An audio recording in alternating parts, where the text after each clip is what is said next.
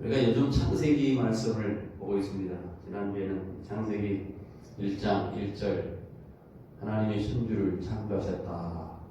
하나님에 대한 말씀을 나눴는데 창세기를 우리가 보면 1장부터 11장까지 얘기는 대부분 시작에 관련된 얘기예요. 하나님께서 천지를 창조하시는 부터 시작해서 하나님께서 인간을 만드시고 또 인간이 타락한 것, 국가를 만든 것, 하나님께서 공헌하시는 것, 그리고 인간의 타락으로 말미암아 홍수로 심판하시는 것, 바벨탑 사건을 통해서 하나님께서 다시 한번 경고하시는 것들, 이런 것들에 대한 시작 얘기가 쭉 나옵니다. 창세기 1장부터 11장까지 선포되어진 말씀은 사실이에요. 옛날 얘기로 칠 것이 아니고 사실로 선언된 말씀입니다. 물론 믿지 않는 사람은 어떻게 하나님이 천지를 창조했느냐, 홍수 사건이 있었느냐, 바벨탑 사건이 있었느냐 믿지 못하겠지만 우리 성도는 다 있습니다. 하나님이 행하신 그대로, 하나님이 행하신 일 그대로 기록한 것을 우리가 믿고 고백합니다. 오늘 보면 우리가 창세기 12장부터 창세기 마지막 50장까지는 그 내용이 아주 간단합니다. 12장부터 50장까지 어마어마한 장수를 우리에게 제시하면서 기록한 게 뭘까? 네 인물에 대한 기록이 있습니다. 네 명의 족장에 대한 이야기죠. 아브라함, 이삭, 야곱, 그리고 요셉. 이 네 분에 대한 그 기록들을 상세히 해놓고 있는 것을 보게 됩니다. 왜 이분 네 분의 기록을 해놨을까?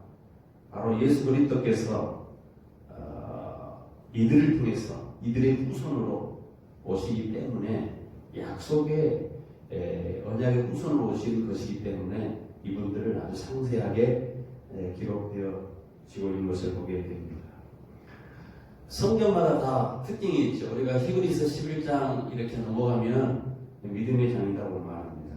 믿음은 바라는 것들의 실상이요 하며 시작해서 믿음에 대한 쭉 얘기를 말하는데 8절부터 히브리서 11장 8절부터 22절까지 쭉 그 내용을 보면 여기에 네 사람이 나옵니다. 이 사람들이 바로 성도의 모범적인 그러한 사람에 대한 얘기를 하고 있습니다. 그 사람들 아브라함과 이삭과 야곱과 요셉 이런 분들에 대한 설명이 쭉 나오죠. 특별히 창세기 12장은 누구에 대한 얘기를 합니다. 아브라함에 대한 얘기가 시작된 것을 보게 됩니다. 아브라함은 이름이 두 가지죠. 아브람 이 두 이름이 있습니다. 하나님께서 창세기 17장에 보면은 아브라함 이름을 아브라함이라고 하지 말고 아브라함이라고 이렇게 하라. 아브라함은 원래 존귀한 아버지라는 뜻인데 아브라함이라고 해라. 열국의 아버지라 이렇게 이름을 하나님께서 바꿔 주셨습니다. 이 아브라함이라는 이름이 신약 성경에 74번이나 등장합니다. 아브라함이 중요합니까? 안 중요합니까? 아주 중요합니다. 왜 하나님께서 아브라함이라는 사람을 이렇게 자주 등장시킬까? 그 이유가 있다는 거예요. 지금도 이스라엘 사람들은 그들의 조상을 아담이라고 얘기하지 아니하고 아브라함이라고 얘기를 한다고 합니다. 아담의 후손이라고 말하지 아니하고 자기들은 아브라함이라고 얘기하는데 그 이유는 하나님이 인간을 구원하기 위해서 하시는 일의 시작이 그 역사의 시작이 눈으로 보여지게 나타나게 된 때가 언제부터이냐 하면 아브라함 때부터라는 거죠. 그래서 아브라함이라는 사람이 아주 그들에게는 굉장히 중요한 시조, 자기 백성의 시조라, 자기 나라의 시조라 이렇게 생각을 하고 조상이라고 생각을 하고 있습니다. 이스라엘 백성이 조상이라고 할 정도로 아브라함을 생각하는데 하나님께서는 이 아브라함이라고 하는 인물을 통해서 당신의 백성을 어떻게 다루시는가를 보여주고 있다는 거예요. 아브라함을 우리가 단지 믿음의 조상, 믿음이 있는 사람 이렇게만 볼 것이 아니고 아브라함의 생애를 보면서 하나님께서 당신의 백성을 택한 백성을 어떻게 다루시는가를 보여주는 그러한 것이라는 거죠. 그래서 이 아브라함을 보면은 왜 창세기 7장에 보면 하나님께서 아브라함에게 이르시되 아브라함을 부르셨어요. 사람이 하나님을 먼저 부른 게 아니고 하나님이 아브라함을 부르시는 것으로 시작합니다. 뭐라고 말씀합니까? 너의 고향과 친척과 아비집을 떠나 내가 내게 보여줄 땅으로 가라. 아브라함이 하나님의 부르심을 받은 후에 처음 한 일이 뭐냐? 고향과 친척과 아버지 집을 떠나는 일이었습니다. 이 하나님의 사람 아브라함이라고 우리가 얘기를 하지만 이 아브라함을 우리 자신이라고 생각을 하면서 성경을 읽어야 됩니다. 왜? 하나님께서 택한 백성 아브라함을 택한 하나님이 우리 하나님이기 때문에 역시 마찬가지로 이 본문을 읽으면서 하나님께서 나에게 지금 나를 부르셔서 고향과 친척과 아비집을 떠나라고 말씀하시는구나 라고 생각을 하고 본문을 읽어야 된다는 겁니다. 믿음의 후손인 우리 성도 역시 마찬가지로 하나님의 부르심을 입은 사람들, 그 입은 사람들이 제일 먼저 하는 일이 뭐냐? 본토, 친척, 고향과 친척과 아버지 집을 떠나는 것, 이것이 우리의 시작이라는 거예요. 자, 아브라함을 통해서 보여주는 첫 번째 믿음은 떠나는 것에 시작되는 거예요. 떠나는 거예요. 네, 떠난다는 말에 우리가 주의를 해볼 필요가 있습니다. 떠나는 게 뭐냐? 한마디로 이것이 바로 믿음의 시작이라는 겁니다. 떠나지 못하면 믿음을 가질 수 없고 떠나지 못하면 가나안 땅을 얻을 수가 없습니다. 떠나는 것이 믿음의 시작이고 믿음이 완성되는 것은 하나님이 지시한 땅으로 가는 것입니다. 성도는 이 땅에서 고향과 친척과 아비집을 떠나는 것을 시작해서 결국 하나님과의 약속된 땅으로 새 땅으로 가게 될 수 있는 그러한 사람들이 되는 것입니다. 성경이 떠나라고 말을 하고 있는데 그 떠나라고 하는 말은 지금 단지 아브라함에게 얘기하는 것이 아니고 영적으로는 우리를 향해서 하나님께서 떠나라고 하는 말이라고 우리가 이해해야 됩니다. 자, 여러분은 떠나서 어디로 가고 있습니까? 저는 여러분이 떠나서 하나님의 약속의 말씀을 붙들고 갈 수 있기를 바랍니다. 떠나서 천국에 가야 됩니다. 떠나서 구원을 얻는 자로 가야 됩니다. 성경에 보니까 고향이다, 친척이다, 아비집이다 이렇게 말씀을 이렇게 언급을 하는데 이 고향이라는 것은 아브라함이 땅 사는 고향입니다. 아브라함이 거주하는 땅을 의미합니다. 고대 근동 지방에서 땅이라는 것은 그 사람이 소유하고 있는 부의 척도입니다. 당시 땅이라는 것은 모든 것을 총칭하는 단어로서 아주 중요한 소유물입니다. 하나님은 그 땅을 떠나라는 거예요. 내가 살아가면서 중요하게 여기고 있는 그것을 떠날 수 없을 정도의 애착을 갖고 있는 다른 것은 다 할 수 있는데 그것은 할 수 없다고 여겨지고 있는 그것을 하나님 과감하게 떨쳐버리는 것 이것을 요구한다는 겁니다. 그때 비로소 믿음이 시작이 되는 겁니다. 하나님께서 하나님의 부르심을 입은 성도는 다른 표현으로 말하면 이 세상의 삶의 힘의 원리 세상에서 그것을 가져야만 산다고 하는 그런 물질주의 속에서 살아가는 우리의 모습을 향해서 그것만이 우리의 모든 생명을 유지하고 살아갈 수 있다라고 여기는 것들 그것을 속히 떠나야 된다고 말합니다. 여러분 세상 사람들은 이 땅이라는 것에 집착합니다. 이것이 우리의 생명을 보존한다. 이것은 우리를 행복하게 한다. 이것이 우리의 진짜 행복이라고 여기면서 그것을 붙들고 놓기를 싫어합니다. 그래서 늘 하나님과 세상 앞에서 저울질을 합니다. 하나님을 섬긴다고 하는 믿음의 사람들도 저울질을 해야지. 야, 이게 이렇게 하는 것이 믿음이라는 것일까? 아, 나는 다 떠나는데 이것만큼은 못 떠난다. 그런 어떤 것이 우리에게 있을 수 있어요. 주님은 떠나라고 요구하는데 안 떠나지는 것이 있을 수 있어요.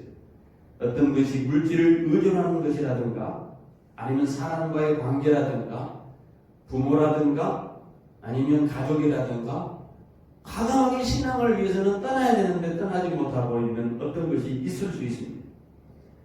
그런데 우리 주님께서 우리에게 말씀하시고 원하시는 것은 이 개인적이고, 이 한시적이고, 이 일시적인 것들, 이것이 내게 행복을 줄 것 같이 여겨지는 것들, 그것이 명예가 되었든 물질이 되었든 관계가 되었든 상황이 되었든 그것을 붙들고 우리가 있는 한 우리는 믿음으로 나갈 수 없다는 거예요. 주님이 주신 그 가나안 땅에 들어갈 수 없다는 거예요. 우리가 이 세상에서 하나님께서 부르심을 받은 순례자의 길을 갈 때에는 나그네로서 우리를 부르심을 받았다면 반드시 떠나야 됩니다. 내가 안주하고 싶은 것, 내가 그것만 꼭 내가 붙들고 있어야 되겠다고 원하는 것, 그것을 떠나야 됩니다. 아브라함은 고향 땅을 떠나서 평생, 오늘 본문에 보면은 그가 주님의 명령을 따라서 고향을 떠나지만 평생 어떻게 지냈습니까? 그가 집을 짓고 지는 건 아닙니다.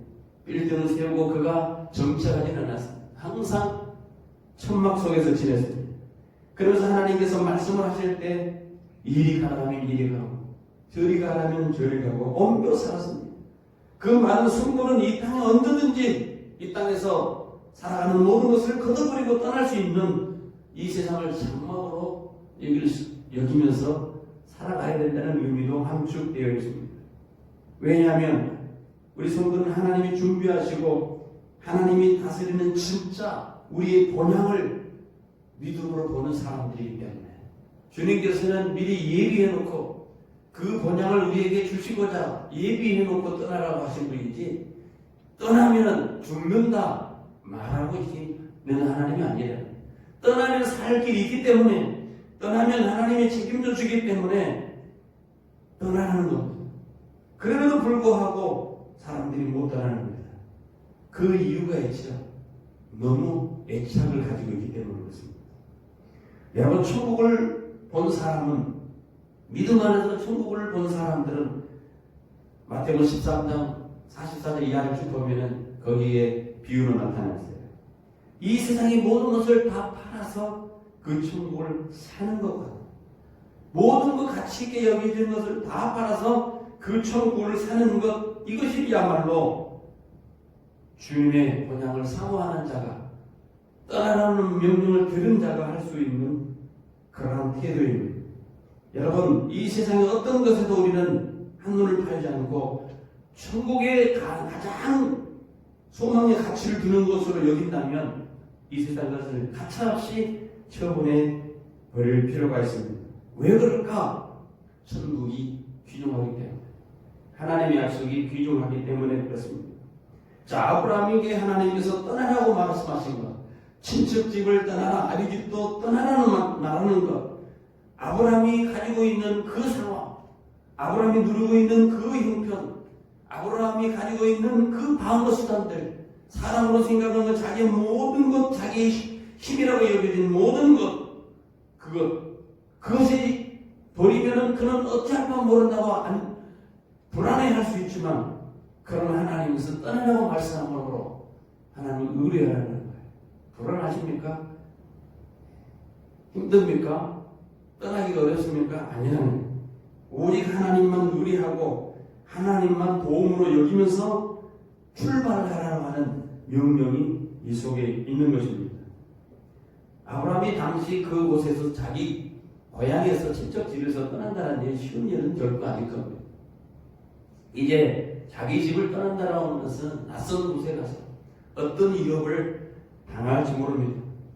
어떤 상황에 놓일지 모릅니다. 그럼 하나님께서 어떤 상황에 놓일지라도 하나님께서 지키시고 보호해 주시고 그를 도와주시는 분이라는 것을 믿을 때 그는 떠날 수 있는 것입니다. 우리에게 역시 마찬가지로 떠나라고 하는 이 명령 속에는 자기 스스로가 자기 생존을 보존하겠다 하는 이 세상의 힘, 이 세상의 어떤 것들을 떠나라는 명령입니다. 우리 하나님의 부르심을 받은 우리 성도는 그래서 고향과 친척 아비집을 반드시 떠나는 것이 우리에게 있어야 됩니다. 떠나지 아니하면 우리는 믿음을 또 주님께서 지시하는 땅으로 갈 수 없게 되는 것을 보게 됩니다. 여기 가라라고 하는 말씀, 가라라고 하는 단어는 계속해서 행보를 의미합니다. 계속해서 뒤를 돌아보지 말고 뒤에서 미련을 두지 말고 전진해야 된다는. 왜 사람이 신앙생활을 하면서 자꾸 뒤를 봅니다. 세상에 미련이 있습니다. 하나님과 세상의 것에 중간에 놓고 저울질을 합니다. 그리고 자꾸 뒤를 돌아보게 되어 있어요. 타락한 본성에 있어서 자꾸 옛 것을 생각을 하게 되어 있습니다. 이게 사람의 모습입니다. 우리 창세기 보면은 소돔 고모라의 롯의 아내에 대한 얘기를 합니다. 롯의 아내가 어떻습니까? 주님께서 떠나라는 명령이 있음에도 불구하고 롯의 아내는 그 화려한 소돔 고모라에 대한 미련을 둡니다. 그래서 뒤를 쳐다보는 거예요. 절대 뒤를 보지 말라고 하는데 뒤를 쳐다보다. 결국은 소금 기둥이 되어버리죠. 성도는 절대 자신이 버리고 떠나온 이 것을 돌아볼 이유가 없습니다. 많은 분들이 하나님을 의지하고 믿음의 길에 들어섰고 신앙생활에 들어섰다면 하나님께 집중하고 하나님만 바라봐야 되는데 자꾸 자기가 나온 뒷것에 대한 비전을 두고 그것을 생각을 합니다. 세상의 힘을 향해서 결국은 달려가는 거죠. 하나님을 향해서 달려갈 사람이 중도에 포기하고 이제 교회 그만 다녀야겠다. 신앙생활 그만해야겠다 하고 중도에 포기하는 사람이 있습니다. 마라톤 선수가 42.19km를 달릴 때에 중단에 포기한다면 그런 역시 마찬가지로 목적지에 도달할 수 없게 됩니다. 아무리 많은 수고를 하고 뛰었다 할지라도 오랜 지점에 이르지 않냐면 그는 목적지에 도달하지 못하고 많은 사람이 됩니다. 우리 마찬가지로 신앙에 우리가 발에 들었었어요. 어렸을 때 믿음을 가지고 신앙생활을 했든지 성이 돼서 교회 생활과 신앙생활을 했든지 모르나 분명히 우리는 지금 이 마라톤 이 여정에 우리가 발을 딛고 있습니다. 우리는 떠난 사람들입니다.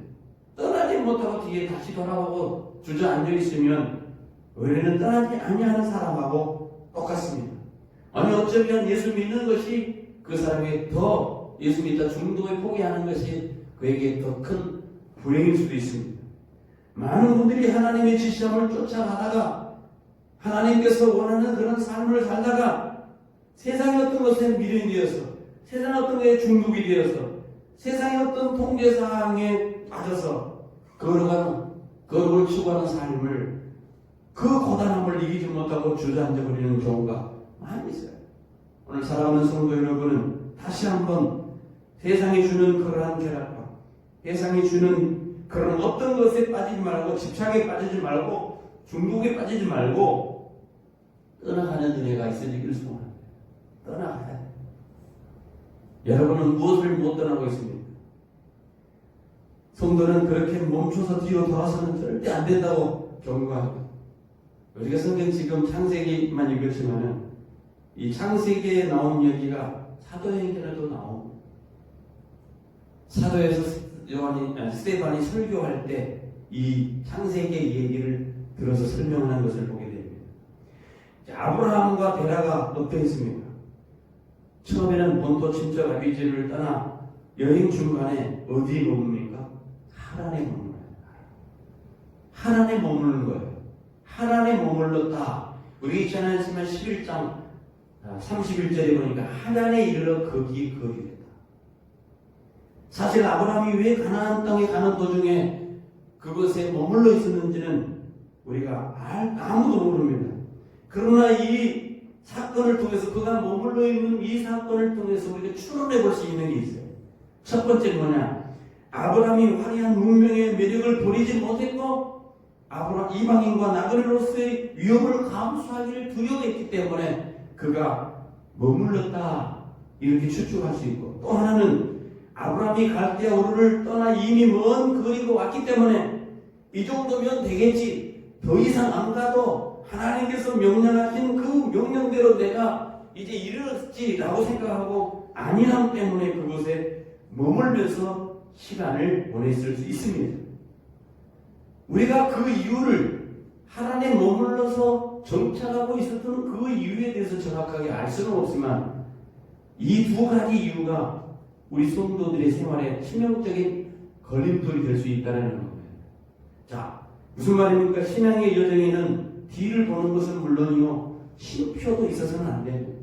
믿음의 길을 가는 데는 자꾸 뒤로 돌아가는 것도 안 되지만은 머물러 서 있어서 안 된다는 것을 우리에게 보여주고 있어요. 많은 이들의 신앙이 어느 정도 진행되면은 더 나아가기보다는 지금까지 걸어온 믿음의 그 현상을 그냥 유지해야 되겠다라고 생각을 하고 안주하는 경향이 있습니다. 혹시 여러분 마음속에 이 정도면 되겠지, 이 정도 교회 생활하면 되겠지, 주일날 예배 한번 나가서 예배 드려주면 되겠지, 얼른 그런 마음을 가지고 있다면 털어버려야 돼요. 신앙의 여정에는 쉼표가 있어서는 안 됩니다.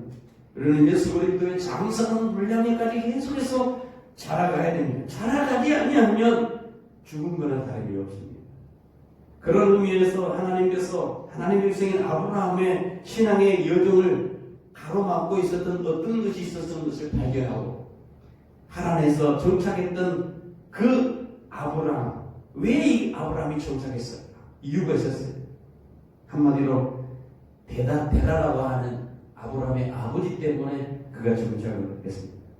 하나님은 하란에서 데라가 죽게 되자 결국 아브라함에게 또 한 번 나타나가지고 다시 떠나라고 명령을 한 것을 보게 됩니다.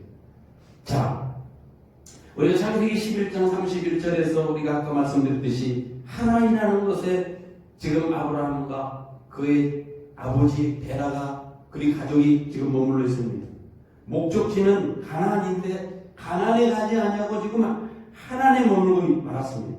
그래서 드디어 하란에서 아버지 데라가 죽고 그 죽음 이후에 거기서 떠난 것을 보게 됩니다. 자, 그러면 아버지 데라의 죽음이라고 하는 것은 분명히 의미가 있다는 겁니다. 여러분, 하란이라는 지명은요, 강 건너편이라는 의미가 있습니다. 한 건너편. 지금 가나안 땅으로 가기 전에 건너편이에요. 거기를 넘어가야 되는데 건너지 못하고 건너편에 지금 있는 겁니다. 하나님이라는 지명이 그렇습니다. 자, 갈대아 우르의 지명을 의미할 때 얘기하는 것입니다. 강 건너편. 히브리인들도 또 무슨 의미가 있냐? 강 건너편 사람들, 이런 의미가 있어요. 그러니까 강 건너편으로 넘어가야 되는데 넘어가지 아니하고 지금 머물러 있는 거예요. 아버지가 집안의 문제로 지금 하나님께서 명령한 것을 듣고 지금 떠나먹기는 왔는데 갈대아 우르를 떠나라고 했는데 떠나러 가기는 없는데 강 건너편에 머물러 마지막 발을 내딛지 못하고 지금 또 머물러 있는 거예요. 이 당시 강은 사람들의 세계관 속에서 마지막이라는 의미가 있습니다. 강을 건너면 되는 거예요. 저번에 요단강 건너간다. 이 세상의 마지막을 하고 강을 건너간다는 의미가 있겠죠. 그 당시도 마찬가지라는 거예요. 그래서 하나님께서 목적한 가나안 땅에 가야 되는데 강을 눈앞에 두고 지금 하나안에 머물러 있는 겁니다. 그래서 하나님은 하나님께서 하시고자 하는 그 구속사를 실현시키는 일이 벌어지게 있다는 것을 감지하시고 아브라함의 아버지가 떠나지 아니하고 있는 아브라함을 떠나지 못하게 하는 그런 모습을 보고 아버지를 하나님께서 생명을 거두게 하시고 죽게 하셨다는 거죠. 생명을 취하셨습니다. 사실 데라의 이름은 그 뜻이 지연시키라는 거예요. 지연시키라. 성경이 보면 참 오묘해요. 아브라함이 하나님의 부르심을 받고 떠날 때 아버지 데라도 떠났습니다. 그러나 아버지는 가장으로서 할 수만 있으면 변방을 넘어가지 못하고 강을 넘어가지 못하고 그냥 지금까지 사는 곳에서 우상을 섬기며 살아가기를 원하는 그런 마음이 있는 거예요. 가지 못하고 명령을 받지 못하고 지체하고 지연시켰습니다. 하나님께서는 이렇게 지연시키는 그 아버지를 보고만 계시지 않았다는 거예요.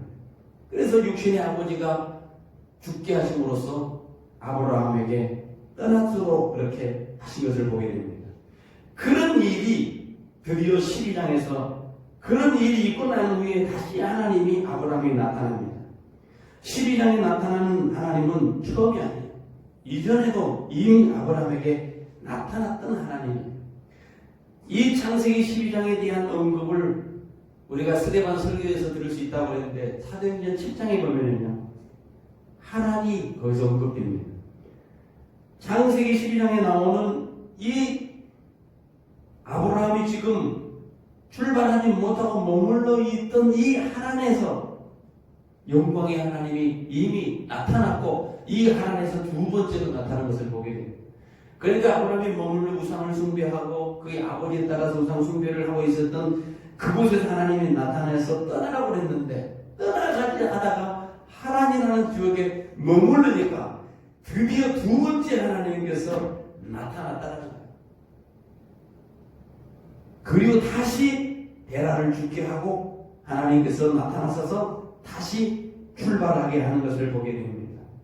자, 여러분, 신앙에 있어서 우리도 마찬가지예요. 믿음으로 출발한다. 주님께서 믿음으로 살아가라. 명령을 듣고 믿음 생활을 들었잖아요. 가라는 명령을 듣고 출발했어요. 가다가 믿음의 길을 생활하다가 중간에 멈춰 있습니다. 그것이 재물이 되었든지 그 시간의 관계가 됐든지 아니면 내 취미가 됐든지 그것 때문에 우리가 멈춰 있다면 빨리 정리하라는 거예요. 여기서 베라는 우리 신앙을 정체시키고 있는 그런 하나의 모습으로 나타나고 있습니다. 이 베라는 누구입니까? 여러분의 가족입니까? 여러분의 신앙을 방해하는 것이 여러분의 취미입니까? 아니면 여러분이 가지고 있는 재산입니까? 아니면 여러분이 가지고 있는 지식입니까? 아니면 여러분이 끝으로 귀하게 생각하는 자식들입니까? 어쩌면 어떤 여러분이 이 베라는 어떤 사람에게는 야망일 수 있습니다. 어떤 사람에게는 이것이 죄와 세상에 물들어 있는 그런 습성일 수도 있습니다. 그것 때문에 떠나지 못하고 정착하는 모습일 수도 있습니다. 그 베라, 여러분, 베라가 오래 버티면 버틸수록 우리 신앙의 길에서 지체하면 지체할수록 하나님께서는 가만 안 두신다는 것을 알게 돼요. 베라 때문에 신앙이 지쳐질 때 하나님께서는 베라를 죽이셨어요. 우리가 신앙이 지체하는 방해하는 것으로 인해서 어떤 것으로 인해서 우리가 신앙이 방해된다면 하나님께서는 반드시 그것을 손보실 겁니다. 왜냐? 하나님 당신의 뜻대로 부르시는 자들 마침내 가나안 땅으로 들보내시는 분이시기 때문에 그 가는 여정에서 무엇이 방해된다면 그것을 빨리 사람이 버리지 아니하고 계속해서 붙들고 있다면 그것들이 그 사람이 올무가 되어서 신앙을 좀먹게 하고 신앙의 걸음을 나가지 못하게 하는 것이 있다면 하나님은 분명히 우리가 스스로 그것을 제거하지 아니한다면 하나님은 단호하게 어떤 때에 호련히 그것을 통해서 하나님께서 그것을 통해서 징계로 사용할 수 있다는 것. 베라가 우리 속에 있어서 오랫동안 버티면 버틸수록 우리가 신앙이 지체되면 지체될수록 우리는 소외입니다. 온갖 더러운 속세 더러움이 내가 집착하고 있는 어떤 것들이 어떤 모습이 나의 베라라면 주님 그것을 빨리 정리하기를 원하신다는 거예요. 그래야 얼마나 마음으로 홀가분한 마음으로 우리는 이 하나님을 떠날 수 있기 때문에 떠나지 못하면 하나님은 그 하나님에 머물고 있는 그 아브라함의 아버지를 죽여서라도 떠나게 하신다는 거예요. 참고로 이런 말씀을 드리고 싶어요. 가진 것이 많으면 하나님을 바라볼 수 없어요. 가진 것이 많아요. 그래서 성경에 보면 끊임없이 주님께서 이스라엘에 요구했던 것이 있어요. 그게 뭐냐? 이사야 31장 1절에 보니까 이런 표현을 쓰고 있어요. 도움을 구하려고 애국으로 내려가는 자들은 화가 있을지죠. 자, 하나님의 백성입니다. 이스라엘 백성인데요. 힘드니까, 고통스러우니까 도움을 요청하기 위해서 애국으로 내려갑니다. 하나님은 뭐라고 하니까 화가 있다. 그들은 말을 우리하며 병거의 많음과 마병의 심히 강함을 의지하고 이스라엘 거룩한 자를 앙고치 아니하며 여호와를 구하지 아니하였다. 주님은 신뢰. 우리가 힘든 것, 가진 것 많다면 하나님 바라볼 수 없다는 거야. 하나님을 의지할 때 하나님께서 우리를 도우시는 분인데 하나님 의지하고 자기 마음대로 자기의 뜻대로 살겠다고 하는 것 주님이 결코 기뻐하는 일이 아니라는 겁니다. 우리 성경에 보면 그 부자 청년이 나오잖아요. 부자 청년 어떻게 하면 제가 그 하나님의 나라에 있을 수 있습니까? 네가 가지고 있는 것 전부 다 팔아라. 네 소유를 팔고 그리고 나서 쫓아라. 이 부자가 가지고 있는 재물이 많은 것이기 때문에 근심하면서 그냥 갔다라고 말씀하고 있습니다. 청년이 영생에 대한 관심은 있는 것 같지만은 가지고 있는 것 때문에 재물 때문에 결국은 주님을 따르지 못합니다. 그러나 자기가 가지고 있는 것, 자기가 의지하고 있는 것을 다 내려놓고 하나님을 따라가는 사람들이 성경에 보면 놀라운 기적들을 체험하는 것을 보게 됩니다. 베드로 같은 사람이죠. 어부이잖아요. 불렀을 때, 그 가난한 어부를 불렀을 때 자기 그물을 떼기주고 자기 그물을 다 내주고 주님을 따라가시죠. 주님께서 네가 사람 낳는 어부가 되리라 명령을 따라가는 이 베드로 나중에 어떻게 됩니까? 성전 유문에 앉아 있는 안진병을 향해서 구걸하고 있는 그를 향해서 뭐라고 합니까? 은과 금은 없거니와 내가 있는 것을 내게 주노니 나사렛 예수 이름으로 걸어라. 안진병이가 걷는 놀라운 기적을 누리게 됐어요. 주님을 따랐습니다. 몇 년 전에 큰 감동을 주었던 하늘에 속한 사람들이라는 책이 있었어요. 이 책의 내용이 뭐냐면 중국에서 복음을 전하면서 가정교회를 이루고 있던 윈 형제라고 하는 사람에 대한 이야기가 있습니다. 그가 가정교회를 이루면서 복음을 전하는데 나라에서 엄청난 핍박을 공항에서 가하게 됩니다. 그런 핍박 가운데서도 그 가정사에게 어떤 일이 벌어지느냐 놀라운 초대 교회의 기적 같은 일들이 막 일어납니다. 안전병이 일어나고 소경이 눈을 뜨고 기적이 일어납니다. 그가 복음을 전하는데 결국은 체포되어서 공안에게 체포되어서 74일 동안 감옥에 갇히게 됩니다. 금식을 하면서 그럼에도 하나님께서 기적적으로 그를 살리셨고 나중에는 감옥문이 열리게 되고 공항에서 검색하는 사람들의 눈을 다 감게 하셔서 외국으로 탈출할 수 있는 그런 일을 하나님께서 열어주십니다. 그가 외국에 나와서 유럽을 순회하면서 이제 간증을 하는 거예요. 이 간증하는 그 외국 사람들의 눈에는 정말 대단하지 그지없어 어떻게 사도행전에 나타난 그런 기적 같은 일들이 오늘날도 그렇게 일어날 수 있었느냐고 그렇게 질문을 합니다. 그때 윈 형제가 그렇게 대답합니다. 우리는 가진 게 없어 오직 하나님만 의지할 수밖에 없는데 당신들은 가진 게 너무 많아서 그것 때문에 기적이 일어나지 않는다 말합니다. 보리야 본토 친척 아비집이 많으면 많을수록 하나님께서 역사할 일이 안 나타난다. 우리가 내 속에 하나님 외의 것이 너무 많이 있으면 있을수록 하나님을 의지하지 못한다. 하나님 역사가 안 나타납니다. 그래서 성경은 반복해서 계속해서 고향 친척 아비집을 떠나라 라고 말씀합니다. 그것을 떠나지 못하고 있을 때에 하나님께서는 그게 걸림돌이 되는 베라를 죽게 함으로 말미암아 오히려 그것을 계기를 통해서 떠나도록 만드시는 그런 역사를 하는 것을 보게 됩니다. 우리는 매일매일 살면서 우리 옛 것들이 계속해서 우리에게 살아나는 거예요. 우리 생활 속에서 살아날 수 있습니다. 털어버린 듯 했지만 또 그것이 다시 내 몸에 붙어서 털어버린 것 했지만 또 그것이 내 생각에 붙어서 계속 우리는 믿음 있는 것처럼 살아가지만 믿음이 없는 그런 모습으로 살아가고 있는 것을 발견하게 됩니다. 우리 속에 붙어있는 베라가 있다는 겁니다. 베라. 우리는 그래서 매일매일 순간순간 우리에게 여전히 육신의 옛 것들이 남아있는 것을 점검하고 혹시 내게는 베라가 없는가? 내 신앙을 방해하고 내가 하나님께 예배하는 것을 방해하고 하나님을 섬기는 그 신앙에 방해하는 혹시 베라가 살아나서 나를 못하게 하고 있지 않은가? 점검해 볼 필요가 있는 것입니다. 믿음의 길은 우리가 집착하고 있는 이 세상의 힘과 이 세상에 가지고 있는 고향과 친척, 본토 집을, 아비집을 떠나는 데서부터 그래서 시작이 되는 거예요. 우리가 신앙생활을 오랫동안 교회를 나온다 하지만은 우리가 떠나지 않냐면 10년, 20년, 30년 어쩌면 우리가 교회에서 집사가 되고 장로가 되고 교회 직분자가 되고 사역자가 되고 많은 일을 할 수 있을지 모르지만 떠나지 못한 이상, 떠나지 않는 이상 우리는 진정으로 신앙의 길을 출발을 하지도 못하고 있을 것입니다.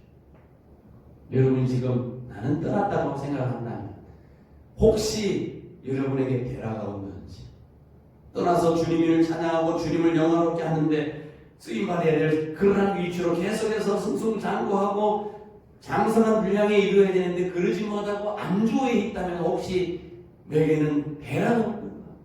베라 같은 존재가 내게 있지 않은가 한번 점검해 볼 필요가 있습니다.